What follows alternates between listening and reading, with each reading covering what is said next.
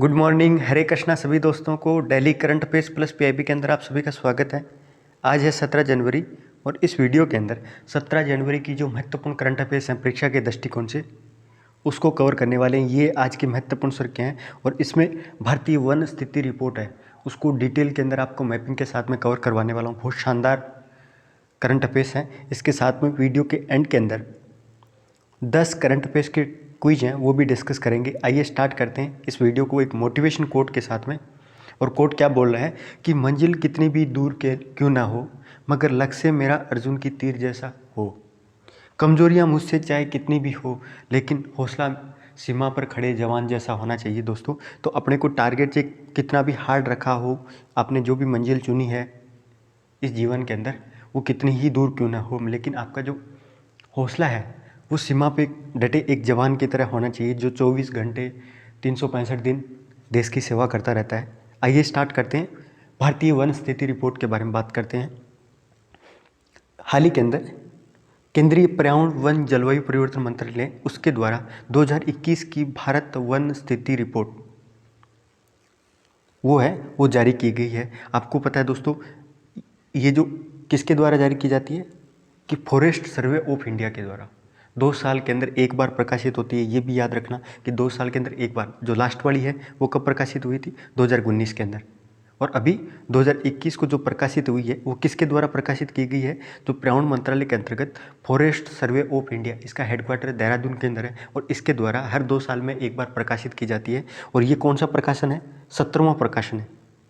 यानी जो 2021 का जो एडिशन है वो 17 एडिशन है। याद रखना दोस्तों। पहला सर्वेक्षण है वो कब आयोजित किया गया था? 1987 के अंदर। 1987 को पहला सर्वेक्षण प्रकाशित हुआ था। और 2021 का कौन सा है ये? India state of forest report, ये इंग्लिश के अंदर नाम है इसका। इस रिपोर्ट के अनुसार 2021 की जो 17वीं एडिशन है उस रिपोर्ट के अनुसार भारत का वन क्षेत्र अब 7,13,789 वर्ग किलोमीटर है। यानी इस रिपोर्ट के अनुसार कितना है दोस्तों? 7,13,789। ये फैक्ट वगैरह है ना इस रिपोर्ट के, आप रट लीजिए एक तरह का। जो देश की भौगोलिक जो क्षेत्र है उसका है 21.71%, 21.71% है जो भारत के अंदर टोटल वन क्षेत्र है पूरा पूरा। और ये कैसे निकाले जाते हैं? एरिया, जैसे भारत का जो क्षेत्रफल है टोटल कितना है? 32 लाख कुछ इस तरह का है। तो उसमें से 7,13,789 वर्ग किलोमीटर है वो भारत में वन क्षेत्र पाया जाता है। और 2019 की तुलना के अंदर ये कितना है दोस्तों? 2019 के अंदर 2019 की रिपोर्ट के हिसाब से 21.67% था, जो बढ़ के कितना हुआ है? 21.71%, यानी लगभग 0.4% बढ़ा है। तो ये चीज़ आप याद रखना। नेक्स्ट दोस्तों, कि पिछले 2 वर्षों के अंदर जो 1540 वर्ग किलोमीटर अतिरिक्त वन क्षेत्र की बढ़ोतरी हुई है भारत के अंदर पिछले 2 सालों के अंदर। 2019 से लेकर 2021 के बीच में 1540 वर्ग किलोमीटर क्षेत्र की बढ़ोतरी हुई है। और वृक्षों का जो आवरण है उसके अंदर कितनी बढ़ोतरी हुई है? 721 वर्ग किलोमीटर टोटल बढ़ोतरी हुई है, 1540 वर्ग किलोमीटर। और वृक्षों के जो आवरण होता है उसके अंदर 721 वर्ग किलोमीटर के अंदर बढ़ोतरी हुई है, याद रखना। और वनावरण की सबसे ज़्यादा वृद्धि कहाँ पे हुई है? बहुत इंपॉर्टेंट फैक्ट है दोस्तों। वनावरण के अंदर सबसे अधिक वृद्धि करने वाला जो राज्य है 2 सालों के अंदर वो तेलंगाना है। तेलंगाना के अंदर सबसे ज़्यादा बढ़ोतरी यानी 3.07% है वो तेलंगाना के अंदर सबसे ज़्यादा बढ़ोतरी। सेकंड नंबर पर आंध्र प्रदेश और थर्ड नंबर पर उड़ीसा। तो इस रिपोर्ट के आधार पे 3 सबसे टॉप जो ग्रोथ वाले वन क्षेत्र के ग्रोथ वाले जो स्टेट हैं वो हैं सबसे पहले तेलंगाना, सेकंड नंबर पे है आंध्र प्रदेश और थर्ड नंबर पे उड़ीसा है दोस्तों, याद रखना। और सबसे ज़्यादा कमी कहाँ पे हुई है इन 2 सालों के अंदर? सबसे ज़्यादा कमी कहाँ पे हुई है? पूर्वोत्तर के जो 5 राज्य हैं सबसे ज़्यादा कमी कहाँ पे हुई है? अरुणाचल प्रदेश के अंदर। सेकंड नंबर पे मणिपुर, थर्ड पे मेघालय, मिजोरम और नागालैंड। यानी सबसे ज़्यादा कमी हो रही है वो पूर्वोत्तर भारत के जो 5 राज्य हैं वहाँ पे कमी हो रही है वनों की, यानी कटाया, वहाँ पे वन वगैरह ज़्यादा काटा जा रहा है। जबकि वृक्षारोपण सबसे ज़्यादा कहाँ पे? अभी तेलंगाना, आंध्र प्रदेश और उड़ीसा के अंदर हो रहा है। ठीक है दोस्तों, ये आप मैप के माध्यम से देख सकते हो। जिन्होंने क्या है कि गेन किया है वो, जिन्होंने 3% से ज़्यादा बढ़ोतरी कहाँ की? 3% से ज़्यादा बढ़ोतरी एकमात्र स्टेट कौन सा है? तेलंगाना, जहाँ पे 3% से ज़्यादा बढ़ोतरी हुई है वनों की 2 सालों के अंदर। और 2% लेके 3% के बीच में कौन कौन से हैं? तो उसमें उड़ीसा है और उड़ीसा भी नहीं है। 2% से लेकर 3% के बीच में सबसे ज़्यादा क्या है, सेकंड नंबर पे कौन आता है, आंध्र प्रदेश। और उड़ीसा का है वो 1% बढ़ोतरी हुई है। बिहार है, वहाँ पे भी क्या है कि 1% के आसपास क्या है कि बढ़ोतरी हुई है। केरल है, वहाँ पे भी बढ़ोतरी हुई है। और जम्मू कश्मीर के अंदर भी क्या है कि सॉरी लद्दाख के अंदर भी, वहाँ पे लद्दाख केंद्र शासित प्रदेश, वहाँ पे भी बढ़ोतरी हुई है। लेकिन सबसे ज़्यादा नुकसान वगैरह कहाँ पे, ये देख सकते हो आप, वर्ग किलोमीटर के अंदर भी दे रखा है। परसेंटेज के हिसाब से देखिए तो तेलंगाना के अंदर सबसे ज़्यादा बढ़ोतरी हुई है। लेकिन यदि वर्ग किलोमीटर के हिसाब से देखोगे ना तो सबसे ज़्यादा बढ़ोतरी आंध्र प्रदेश के अंदर हुई है। दोस्तों यहाँ पे कंफ्यूज हो गए आप कि परसेंटेज के आधार पे सबसे ज़्यादा जो बढ़ोतरी हुई है 1540 वर्ग किलोमीटर क्षेत्र है, वन क्षेत्र के अंदर बढ़ोतरी है। उसमें से सबसे ज़्यादा बढ़ोतरी प्रतिशत के आधार पर तेलंगाना, आंध्र प्रदेश, उड़ीसा के अंदर हुई है। लेकिन यदि वर्ग किलोमीटर के आधार पे देखोगे तो सबसे ज़्यादा बढ़ोतरी कहाँ पे हुई है, आंध्र प्रदेश के अंदर 647 वर्ग किलोमीटर क्षेत्र है, उसमें बढ़ोतरी है। सेकंड नंबर पे तेलंगाना आता है जो 632 वर्ग किलोमीटर के अंदर, और थर्ड नंबर पे उड़ीसा है 537, फिर कर्नाटक और झारखंड। तो इस तरह क्या है कि सुखाए जो वर्ग किलोमीटर क्षेत्र है उसमें बढ़ोतरी है। और लॉस सबसे ज़्यादा कहाँ पे हुआ है, अरुणाचल प्रदेश के अंदर 257 वर्ग किलोमीटर जो क्षेत्र है उसमें वन क्षेत्र है, उसमें कमी आई है 2 सालों के अंदर। सेकंड नंबर पे मणिपुर 249, फिर नागालैंड 235, मिजोरम और मेघालय, ये 5 पूर्वोत्तर क्षेत्र है। जो पूरा जो रेड वाला एरिया दिख रहा है आपको, किसको छोड़ के, मिजोरम को छोड़ के, क्योंकि मिजोरम के अंदर जो कमी वगैरह आई है लेकिन इतनी कमी नहीं है। और इधर क्या है कि पंजाब है, पंजाब के अंदर भी, पंजाब दिल्ली भी आपको देख सकते हो आप, रेड जोन के अंदर दिखा रखा है। तो ये जो क्षेत्र हैं वहाँ पे क्या है कि सबसे ज़्यादा कमी आई है। अब आपको इस रिपोर्ट के अंदर कुछ और फैक्ट वगैरह बता रखे हैं जो बहुत महत्वपूर्ण है। एक तो दे रखा है कि क्षेत्रफल की दृष्टि से मध्य प्रदेश देश का सबसे बड़ा वन क्षेत्र है, यानी क्षेत्रफल के एरिया के हिसाब से देखोगे तो सबसे ज़्यादा देश का सबसे बड़ा वन क्षेत्र कहाँ पे है, तो मध्य प्रदेश के अंदर। उसके बाद कौन सा, अरुणाचल प्रदेश, और थर्ड पे छत्तीसगढ़, उड़ीसा और महाराष्ट्र। तो याद रखना दोस्तों, क्षेत्रफल के दृष्टिकोण से सबसे ज़्यादा जो वन क्षेत्र है वो मध्य प्रदेश, फिर सेकंड नंबर पर आप पूर्वोत्तर भारत में जाना अरुणाचल प्रदेश, और थर्ड नंबर पे छत्तीसगढ़, उड़ीसा और महाराष्ट्र, ये ऐसे याद रखो। लेकिन भौगोलिक क्षेत्र का जो प्रतिशत देखोगे ना, प्रतिशत ऐसे निकाल सकते हैं कि क्षेत्रफल, जो स्टेट का क्षेत्रफल रहता है बट्टा के अंदर क्या है कि जो वन क्षेत्र रहता है ना उसमें प्रतिशत के रूप में निकाल सकते हैं। तो कुल भौगोलिक क्षेत्र के प्रतिशत के रूप में जो वन आवरण है वो सिर्फ 5 राज्य हैं, मिजोरम, अरुणाचल प्रदेश, मेघालय, मणिपुर, नागालैंड। तो पूर्वोत्तर भारत के जो क्षेत्र है, क्योंकि वहाँ की क्या है कि क्षेत्रफल, जो प्रत्येक स्टेट का क्षेत्रफल कम रहता है और वन आवरण वगैरह है, वन सघनता वगैरह बहुत ज़्यादा है, तो उसकी वजह से प्रतिशत के आधार पे वन क्षेत्र देखोगे तो सबसे ज़्यादा मिजोरम के अंदर, सेकंड नंबर पे अरुणाचल प्रदेश के अंदर, क्षेत्रफल के आधार पे भी सेकंड नंबर पे अरुणाचल प्रदेश, और प्रतिशत के आधार पे भी सेकंड नंबर पे फिर मेघालय, मणिपुर और नागालैंड। तो ये आप लिस्ट वगैरह याद रखना। इसके अलावा इस रिपोर्ट में मैंग्रोव जो वन है कहाँ कहाँ पाए जाते हैं, जो सबसे ज़्यादा जो मैंग्रोव वनस्पति है वो कहाँ पाई जाती है, पश्चिम बंगाल के अंदर। उसके बाद में गुजरात हो गया, ये उड़ीसा का तट वगैरह हो गया, तमिलनाडु का जो चेन्नई के आसपास का क्षेत्र हो गया। तो ये मैंग्रोव वन के अंदर 17 वर्ग किलोमीटर के अंदर बढ़ोतरी हुई है, यानी जो मैंग्रोव वन है उसके अंदर 17 वर्ग किलोमीटर क्षेत्र के अंदर बढ़ोतरी हुई है। और भारत में इसकी वजह से कितना टोटल वन क्षेत्र हो गया, जो मैंग्रोव का आवरण है वो 4992 वर्ग किलोमीटर, 4992 वर्ग किलोमीटर है। तो ये इतना मैंग्रोव वन के अंदर हो गया। तो ये कुछ महत्वपूर्ण फैक्ट वगैरह थे भारतीय वन रिपोर्ट के, जो एग्जाम के दृष्टिकोण से बहुत ज़्यादा महत्वपूर्ण है। आप वीडियो रोक के अच्छी तरीके से देख लेना दोस्तों, नोट कर लेना इन चीज़ों को। नेक्स्ट दोस्तों, ब्रह्मोस मिसाइल है, उसका पहला सौदा वगैरह है, उसको भारत सरकार के द्वारा अनुमति दी गई है। और ब्रह्मोस मिसाइल का छोड़ के भारत का सबसे बड़ा रक्षा निर्यात सौदा है एक तरह का, लगभग ये मतलब 2700 करोड़ रुपए के आसपास है, यानी 375 मिलियन डॉलर है, अमेरिकी डॉलर के अंदर अनुबंध हुआ है। किसके साथ, फिलीपींस के साथ। तो फिलीपींस को भारत सरकार के द्वारा भारत में निर्मित ब्रह्मोस मिसाइल है, उसका भारत के साथ में फिलीपींस सरकार के द्वारा 375 मिलियन अमेरिकी डॉलर है, उसका एक कॉन्ट्रैक्ट वगैरह किया गया है, जिसके तहत जो ब्रह्मोस मिसाइल एक सुपरसोनिक एंटी क्रूज मिसाइल है, ठीक है, जिसका फिलीपींस को निर्यात किया जाएगा और भारत का अब तक का सबसे बड़ा रक्षा निर्यात है दोस्तों। तो ये बहुत ही महत्वपूर्ण फैक्ट है। और ये देख सकते हो भारत का अब तक का सबसे बड़ा सौदा है। ब्रह्मोस जो मिसाइल है वो भारत और रशिया के द्वारा संयुक्त रूप से विकसित की जाती है। ब्रह्मोस मिसाइल भारत और रशिया के द्वारा। ब्रह्मोस नाम किस लिए पड़ा? क्योंकि भारत की जो ब्रह्मपुत्र नदी है और रशिया की जो मॉस्को नदी है, उनके नाम पे इनका नाम ब्रह्मोस मिसाइल रखा गया था। और ये एक सुपरसोनिक क्रूज मिसाइल है, बैलिस्टिक मिसाइल नहीं है, क्रूज मिसाइल है। जो क्रूज मिसाइल क्या रहती है, जब आप टारगेट के लिए छोड़ते हो तो वो वातावरण के अंदर ही यात्रा करती है, जैसे ऐसे जो वातावरण रहता है उसमें ऐसे यात्रा करती है। जबकि जो बैलिस्टिक मिसाइल्स रहती है उसको छोड़ने के बाद में एक बार क्या है कि वो पूरी वातावरण से बाहर जाती है और फिर क्या है कि वापस एंट्री करती है, तो इस तरह सफ़र ज़्यादा तय करती है। जबकि जो क्रूज मिसाइल होती है वो सीधी जाती है।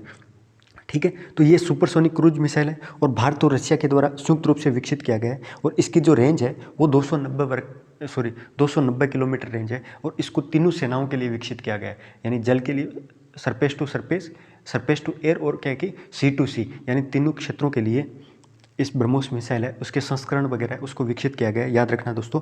और ये विश्व की सबसे तेज़ सुपरसोनिक क्रूज मिसाइल है, वर्तमान के अंदर विश्व की सबसे तेज़ सुपरसोनिक क्रूज मिसाइल है। और इसी की वजह से क्या है कि जो विदेशी जो देश हैं, खासतौर से क्या है कि और देशों ने भी, बहुत सारे देशों ने ब्रह्मोस मिसाइल है उसको खरीदने को लेकर अपनी रुचि वगैरह जाहिर की है। और भारत सरकार ने भी क्या है अपना रक्षा निर्यात है उसको बढ़ावा देने के लिए उन्होंने कदम उठाए। ठीक है, तो ये फैक्ट वगैरह आप याद रखना दोस्तों ब्रह्मोस मिसाइल के। नेक्स्ट दोस्तों भारतीय सेना दिवस के बारे में बात करते हैं। भारतीय सेना दिवस के बारे में बात करते हैं और ये कब मनाया जाता है दोस्तों? भारतीय सेना दिवस 15 जनवरी को, 15 जनवरी है उसको जवानों और भारतीय सेना को याद करने के लिए सेना दिवस के रूप में मनाया जाता है। और हाल ही के अंदर 15 जनवरी को भारत ने अपना 74वां सेना दिवस मनाया था। कौन सा दिवस मनाया गया था? 74वां सेना दिवस मनाया गया था। और 15 जनवरी को क्यों मनाया जाता है? क्योंकि इसी दिन भारत के जो लेफ्टिनेंट सैन्य जनरल थे जिनका करियाप्पा नाम है साहित्यक मेरे हिसाब से, उनको 15 जनवरी 1947 को उनको एक तरह से पद वगैरह है उनकी नियुक्ति वगैरह की गई थी। और इसी दिन 15 जनवरी को भारतीय सेना दिवस है वो मनाया जाता है। और अभी हाल ही के अंदर 74वां सेना दिवस मनाया गया था दोस्तों, याद रखना। भारतीय सेना की स्थापना कब हुई थी? इंडियन जो आर्मी है उसकी स्थापना 126 साल पहले अंग्रेजों ने 1 अप्रैल 1895 के अंदर की थी। तो भारतीय सेना की स्थापना 1947 के अंदर नहीं की गई थी, 126 साल हो गए भारतीय सेना को। इसकी स्थापना कब हुई थी? 1 अप्रैल 1895 को। और विश्व की देखा जाए ना, विश्व की मजबूती के हिसाब से देखा जाए तो विश्व की चौथी सबसे बड़ी सैन्य शक्ति है भारत। सेना के हिसाब से देखा जाए तो भारत की जो सेना है विश्व के अंदर चौथी सबसे बड़ी पावरफुल आर्मी है। ये आप देख सकते हो कुछ फैक्ट वगैरह। भारत के अंदर लगभग अभी 12 लाख सैनिक वगैरह है वो कार्यशील है जिनकी। और इसका हेडक्वार्टर कहाँ? भारतीय सेना का नई दिल्ली के अंदर। और जो मोटो है दोस्तों उसको रट लीजिए, भारतीय सेना का जो मोटो क्या है? सर्विस बिफोर सेल्फ, यानी समय पूर्व सेवा, यानी खुद से पहले क्या है कि सेवा जरूरी है। सर्विस बिफोर सेल्फ ये भारतीय सेना का आदर्श वाक्य है। रंग वगैरह देख सकते हो। 15 जनवरी को सेना दिवस मनाया जाता है। और वर्तमान के अंदर सेनापति कौन है? जनरल मनोज मुकुंद नरवणे। ये भारत के वर्तमान में थल सेना अध्यक्ष हैं। क्या नाम है? जनरल मुकुंद नरवणे। और उप सेना प्रमुख कौन है? लेफ्टिनेंट जनरल शरद चंद्र। तो ये आप कुछ फैक्ट वगैरह है जो याद रख सकते हो। नेक्स्ट दोस्तों भारतीय सेना के द्वारा कुछ महत्वपूर्ण ऑपरेशन वगैरह चलाए गए थे, उनको देख लेते हैं जल्दी से। Operation cactus. तो ऑपरेशन जो कैक्टस है वो मालदीव के अंदर जो हिंसा वगैरह, मालदीव के अंदर तख्ता पलट हो गया था 1988 के आसपास। तो उस टाइम भारतीय सेना के द्वारा मदद करने के लिए ऑपरेशन कैक्टस, भारत की तीनों सेनाओं के द्वारा ऑपरेशन कैक्टस चलाया गया था, जिसमें मालदीव की जो सत्ता वगैरह है उसको वापस बहाल किया गया था। एक तरह से तख्ता पलट हो गया था। दूसरा ऑपरेशन जो मेघदूत है वो 1984 के अंदर भारत के जम्मू कश्मीर राज्य के अंदर सियाचिन जो ग्लेशियर है उस पर कब्जा के लिए भारतीय सशस्त्र बल के द्वारा ये ऑपरेशन स्टार्ट किया गया था। ऑपरेशन मेघदूत, यानी मेघ बादल से जुड़ा हुआ है और बादल बर्फ के समान होती है। तो याद रखना दोस्तों सियाचिन के जो ग्लेशियर है उसको वापस कैप्चर करने के लिए ऑपरेशन मेघदूत 1984 में चलाया गया था। ऑपरेशन जो विजय है वो पुर्तगाल से गोवा की मुक्ति के लिए, पुर्तगाल ने गोवा को क्या कि 1961 के अंदर गोवा को मुक्ति दिलवाने के लिए भारतीय तीनों सेनाओं के द्वारा ऑपरेशन विजय का शुरुआत की गई थी। कुछ फैक्ट याद रख सकते हो दोस्तों। इसके अलावा 15 जनवरी 2022 को सेना दिवस मनाने के लिए खादी के कपड़े से बने दुनिया का सबसे बड़ा राष्ट्रीय ध्वज है वो पाकिस्तानी सेना के करीब जो लोंगेवाला क्षेत्र है, ये जैसलमेर के अंदर पड़ता है। और वहाँ पे क्या है कि सबसे बड़ा राष्ट्रीय ध्वज है खादी का, वो गिनीज बुक में रिकॉर्ड बनाया गया था अभी 15 जनवरी को। तो ये फैक्ट याद रखना। अगला दोस्तों, भारत चीन सैन्य वार्ता के बारे में बात करते हैं। हाल ही के अंदर भारत और चाइना के बीच में 14वीं सैन्य वार्ता आयोजित की गई थी। जिस वार्ता वगैरह के अंदर क्या हुआ वो चीज़ें मायने नहीं रखती, कुछ लोकेशंस वगैरह हैं वो बहुत ज़्यादा महत्वपूर्ण है। आपको भी पता है विवाद वगैरह चल रहा है और सॉल्यूशन वगैरह कुछ भी नहीं है। अब राउंड टू राउंड बातें होती रहती है, लेकिन कुछ फैक्ट वगैरह देख सकते हैं अपन। सबसे पहले काराकोरम पास के बारे में बात करते हैं। आप ज्योग्राफी की जो लोकेशंस है यहाँ पे है दोस्तों, काराकोरम जो श्रेणी है ये ट्रांस हिमालय के क्षेत्र के अंदर यहाँ काराकोरम श्रेणी पड़ती है। और इसी के अंदर K2 भारत की सबसे ऊंची चोटी और दुनिया की दूसरी सबसे ऊंची चोटी K2 यहाँ पे अवस्थित है। और काराकोरम दरा है वो भी यहीं पे 18,000 फीट के आसपास हाईएस्ट ऊंचाई पे। सेकंड जो पोजीशन है दोस्तों वो दौलत बेग ओल्डी रोड के बारे में बात करते हैं। यहाँ पे के जो क्षेत्र है काराकोरम पास से जस्ट नीचे के आसपास यहाँ पे दौलत बेग ओल्डी रोड वगैरह है वो भारत के द्वारा बनाई गई है, लगभग क्या है कि 17,000 फीट के आसपास। इसके अलावा कुछ और आप देख सकते हो, ये देपसांग सेक्टर है इसी दौलत बेग रेड सेक्टर के आसपास, ये पूरा एक्साई चीन आता है। उसी के अंदर एक देपसांग सेक्टर वगैरह है वो बहुत महत्वपूर्ण है, वहाँ पे पड़ता है। गोगरा पोस्ट वगैरह है ये याद रख सकते हो, जहाँ पे क्या है कि चाइना और जो क्षेत्र है गलवान घाटी, और क्या है कि ये ऊपर गलवान घाटी है जहाँ पे भारतीय सेना और चाइना की सेना के बीच में एक कन्फ्लिक्ट हुआ था, बहुत बड़ा कन्फ्लिक्ट हुआ था। और इसके जस्ट नीचे गोगरा पोस्ट है, ये भी एक बहुत महत्वपूर्ण भारत की क्या है कि सेना की पोस्ट है। हॉट स्प्रिंग एरिया हो गया, उसके अंदर गोगरा पोस्ट हो गई। और आप ये देख सकते हो यहाँ पे जो पूरा क्षेत्र है वो पेंगोंग त्सो झील है, पेंगोंग त्सो झील है जो खारे पानी की झील है, दोनों देशों के बीच में है। दोनों LAC है, LAC इससे बीच से गुजरती है, याद रखना दोस्तों। इसके अलावा ये कुछ क्षेत्र वगैरह आप जरूर याद रखना दोस्तों। आपको पेंगोंग त्सो झील के बारे में बताता हूँ। ये केंद्र शासित प्रदेश लद्दाख के अंदर पड़ती है और इसका लगभग 50% एरिया है वो भारत के द्वारा नियंत्रण किया जाता है। बाकी जो एरिया है पूरा 40% एरिया है वो चाइना के द्वारा कंट्रोल किया जाता है और 10% जो क्षेत्र है उसको लेकर विवाद वगैरह होता रहता है। और ये लगभग विश्व की सबसे ऊंचाई पर स्थित खारे पानी की झील है। पेंगोंग त्सो झील है वो विश्व की सबसे ऊंचाई पर स्थित खारे पानी की झील है दोस्तों, याद रखना। चांग चेनमो नदी के बारे में बात करते हैं। ये कुछ लोकेशंस वगैरह हैं जो एग्जाम के अंदर पूछ लेते हैं। चांग चेनमो नदी है वो श्योक नदी की सहायक नदी है, और जो श्योक नदी है वो सिंधु नदी की सहायक नदी है। श्योक नदी की सहायक नदी कौन सी है? चांग चेनपो नदी है, वो श्योक नदी की सहायक नदी है। और सहायक नदी जो है वो सिंधु नदी के, ये भी आप फैक्ट याद रखना। इसके अलावा कोंग का दरा या कांगला दरा है वो एक पहाड़ी दरा है जो चांग चेनमो घाटी है उसमें प्रवेश करने के लिए कौन से दरे से होकर गुजरना पड़ता है? कोंग का दरा। तो ये कोंग का दरा भी लद्दाख के अंदर पड़ता है। चेंग चेनपो नदी और घाटी है दोनों की दोनों, ये भी लद्दाख के अंदर पड़ती हैं। ये आप फैक्ट याद रखना। थोड़ा सा काराकोरम श्रेणी के बारे में बात कर लेते हैं। इसको कृष्णागिरी के नाम से भी जाना जाता है। काराकोरम जो श्रेणी है भारत की उसको कृष्णगिरी के नाम से भी जाना जाता है दोस्तों। ये ट्रांस हिमालय पर्वतमाला की सबसे उत्तरी श्रेणी है। कौन सी श्रेणी है? ट्रांस हिमालय पर्वतमाला है उसकी सबसे उत्तरी श्रेणी है दोस्तों, याद रखना। और अफगानिस्तान और चीन के साथ साथ भारत की सीमा भी बनाती है क्योंकि बहुत ज़्यादा उत्तर में स्थित है। अफगानिस्तान, चीन और भारत ट्रायंगल के तौर पे इसकी सीमा। और सबसे ऊंची चोटी इसकी क्या है? K2, जिसकी ऊंचाई क्या है? 8611 मीटर है, जो विश्व की सबसे ऊंची चोटी है और भारत की सबसे ऊंची चोटी है। विश्व की दूसरी सबसे ऊंची चोटी है। पहली कौन सी होगी? माउंट एवरेस्ट होगी। उसके बाद में सेकंड नंबर पे यही आती है। इसके अलावा अगला दोस्तों राष्ट्रीय स्टार्टअप दिवस के बारे में बात करते हैं। हाल ही के अंदर प्रधानमंत्री के द्वारा 16 जनवरी को राष्ट्रीय स्टार्टअप दिवस मनाने की घोषणा भारतीय प्रधानमंत्री के द्वारा हाल ही के अंदर की गई थी। कब? 16 जनवरी को राष्ट्रीय स्टार्टअप दिवस, याद रखना दोस्तों, क्योंकि अभी एक इनोवेशन वीक भी चल रहा था। 10 जनवरी से लेकर 16 जनवरी के बीच में स्टार्टअप इंडिया इनोवेशन वीक वो पहली बार है, वो उद्योग व्यापार संवर्धन विभाग है उसके द्वारा आयोजित किया जा रहा है 10 जनवरी से 16 जनवरी को। इसका नाम थोड़ा चेंज हो गया, उद्योग आंतरिक व्यापार संवर्धन विभाग है, DPIIT।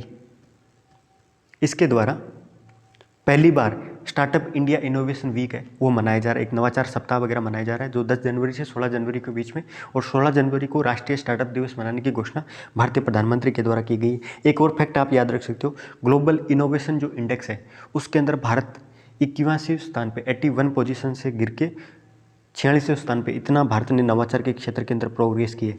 यानी स्टार्टअप के क्षेत्र के अंदर, इनोवेशन के क्षेत्र में भारत ने आप प्रोग्रेस देख सकते हो कि 81वें स्थान से भारत ने अपना सुधार करके 46वें पोजीशन पे आ गया ग्लोबल इनोवेशन इंडेक्स के अंदर। नेक्स्ट दोस्तों, ई दाखिला पोर्टल के बारे में बात करते हैं। ये पोर्टल क्या है? एक उपभोक्ता शिकायत ऑनलाइन समाधान है।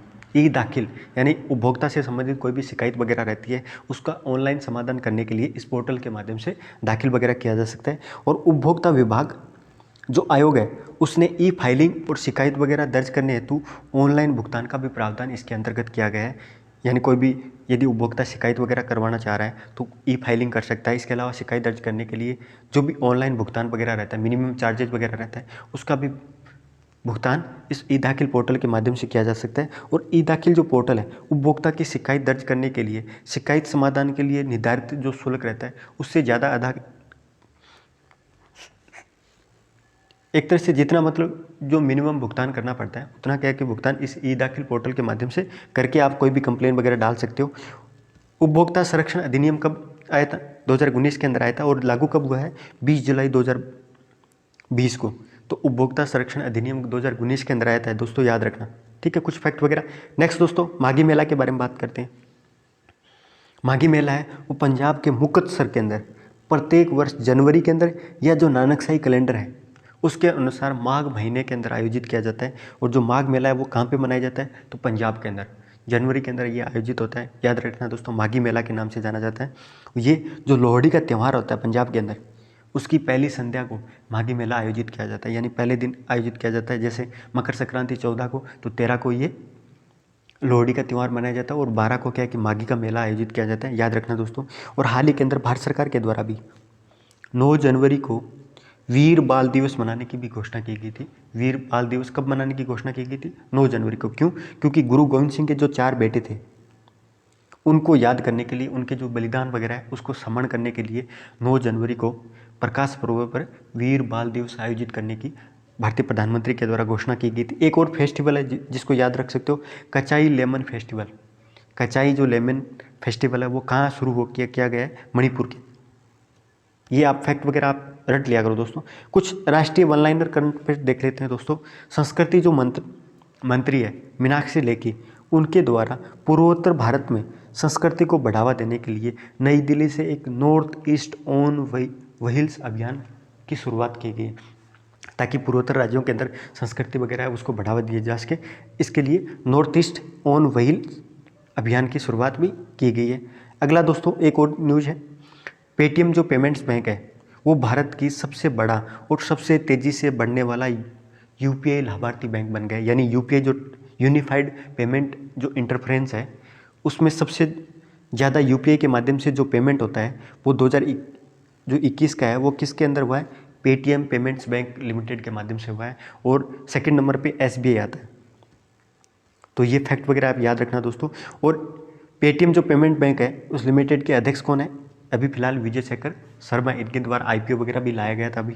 और एक बेस्ट प्राइवेट बैंक है वो एचडीएफसी, हाल ही के अंदर एक रिपोर्ट वगैरह प्रकाशित हुई थी। तो ये फैक्ट वगैरह आप याद रखना।